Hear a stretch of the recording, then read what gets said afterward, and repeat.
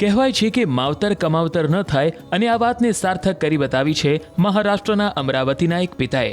પોતાના વહાલસોયા પુત્રને મોતના મુખમાંથી બચાવવા માટે પિતાએ એવી કઠોર માન્યતા રાખી કે સાંભળીને પણ રૂવાડા ઊભા થઈ જાય. હાથ પગમાં સાંકળ બાંધી ધૂમધકતા તાપમાં ડામરના રોડ પર 1700 કિલોમીટર સુધી ગબડતા વૈષ્ણોદેવી જઈ રહ્યા છે પિતા. મહારાષ્ટ્રના અમરાવતીમાં રહેતા દેવીદાસ થોરાતનો પુત્ર ઉત્તરાયણના દિવસે વીજ કરંટ લાગતા ગંભીર રીતે દાઝી ગયો હતો. ડોક્ટરોએ પણ આશા છોડી દીધી હતી. ત્યારે આ પિતાએ મા વૈષ્ણોદેવીની બાધા રાખી કે જો દીકરો સાજો થઈ જશે તો તેઓ 5 વાર ગબડતા તેમના દ્વારે આવશે. માતાજીએ જાણે ચમત્કાર કર્યો હોય તેમ પુત્ર સાજો થયો અને પિતા પોતાની ત્રીજી યાત્રા પૂરી કરવા મહારાષ્ટ્રથી નીકળ્યા છે. एक बार और गया था, ये तीसरी यात्रा हमारी है और 2 बार हमको जाना है और ईश्वर शांति जगत कल्याण के लिए।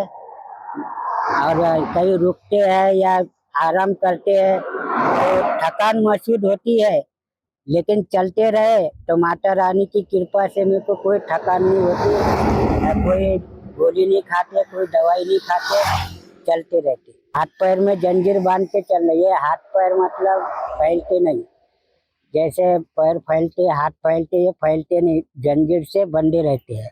हमको अभी 3 महीना हो गया और हमको 5-6 महीने लगेंगे।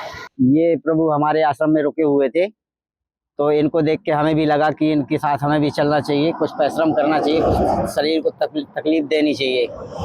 इसलिए हम भी इनके साथ चल दिया कि माता रानी की इच्छा होगी तो हम भी चलेंगे इनके साथ, तो माता रानी की इच्छा हुई तो हम भी इनके साथ चल दिया। इनके बच्चे को करंट लगा हुआ था, डॉक्टर ने जवाब लगा दिया था कि बचेगा नहीं। फिर इन्होंने मन्नत मांगी कि हमारा बच्चा बच जाए, इनका बच्चा बच गया, इसलिए ये यात्रा कर रहे हैं। ये देवी शक्ति कहेंगे इनके लिए, तो ये और क्या कहें प्रभु अपन, तो माता रानी इन्हीं के ऊपर वास कर रहे हैं, अपन ये कह सकते हैं। तब तो ऐसे चल सकते हैं, नहीं कोई नहीं चल सकता, अपन नहीं चल सकते। ભર બપોરે જ્યારે ડામર પર ચાલવું મુશ્કેલ હોય ત્યારે દેવીદાસભાઈ દિવસના 12 કિલોમીટર આ રીતે જ ગબડીને કાપે છે. હાથ પગમાં લોખંડની સાંકળની બેડીઓ છે જે સીધી માતાજીના ચરણોમાં જ ખુલશે. નવાઈની વાત એ છે કે આટલા સંઘર્ષ છતાં તેમને શરીરે કોઈ છાલા પડતા નથી. માર્ગમાં આવતા પાવાગઢ અને અંબાજીના દર્શન કરી તેઓ જમ્મુ તરફ આગળ વધશે. આજના સમયમાં જ્યારે કેટલાક સંતાનો માતા પિતાને તર છોડે છે ત્યારે પુત્ર માટે દેવીદાસભાઈની આ કઠોર તપશ્ચર્યા સમાજ માટે એક પ્રેરણારૂપ બની છે. માર્ગમાંથી પસાર થતા રાહદારીઓ પણ આ અજોડ શ્રદ્ધા જોઈ નતમસ્તક થઈ રહ્યા છે. રોડ પર આળોટતા બાધા પૂરી કરવા માટે સતત ત્રીજી વખત એક પિતા પોતાના બાળક માટે આવી રીતે નીકળી પડ્યા છે. તેમને કોઈ દિવસ શિયાળો ઉનાળો ચોમાસો જોયો નથી, પણ પોતાના પુત્રની બાધા પૂરી કરવા આવી રીતે આ સતત ત્રીજી વાર નીકળ્યા છે. આજની પેઢી માટે અને આજના બાળકો માટે ખરેખર આ પ્રેરણારૂપ કિસ્સો છે. જ્યારે ભગવાન પ્રત્યે માનવી અતૂટ શ્રદ્ધા રાખતો હોય છે ત્યારે ભગવાન પણ તેનું પરિણામ આપતા હોવાના જીવન પ્રત્યક્ષ ઉદાહરણો જોવા મળતા છે. હું આપને સીધા દ્રશ્યો બતાવીશ, આપ જોઈ શકો છો. દ્રશ્યોમાં થોડા વર્ષો અગાઉ મહારાષ્ટ્રના અમરાવતી ખાતે રહેતા આ એક શ્રમિક પરિવાર છે અને તેના પુત્રને પતંગ ચગાવતી વેળાએ વીજ કરંટ લાગ્યો હતો. વીજ કરંટ લાગતા જ તેને હોસ્પિટલમાં સારવાર માટે દાખલ કરવામાં આવ્યો હતો.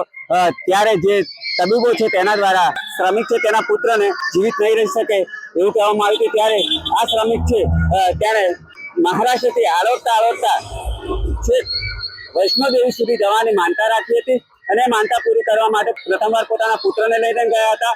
ત્યારબાદ સતત 5 વાર જવાનું હોવાથી આ ત્રીજી વાર જઈ રહ્યા છે. આ દ્રશ્યોમાં જોઈ શકો છો જે પ્રકારે જ્યાં ઉનાળો ત્યારે માર્ગ ઉપર ચાલવું પણ મુશ્કેલ બનતું હોય છે, જે સંજોગોમાં હાથ અને પગ બંને બાંધી અને રોડ પર આ જે શ્રમિક છે તે આળોટતા જઈ રહ્યા છે. ત્યારે ચોક્કસ કહી શકાય જ્યારે પણ વ્યક્તિ ઈશ્વર પ્રત્યે અડગ શ્રદ્ધા રાખતો હોય છે ત્યારે કુદરત પણ તેને પડખે આવતી હોય છે. તેનું આ જીવંત દ્રષ્ટાંત અહીંયા જોવા મળી રહ્યું છે. રાજેશ જોશી, ન્યૂઝ 18 ગુજરાતી, ગોધરા, પંચમહાલ.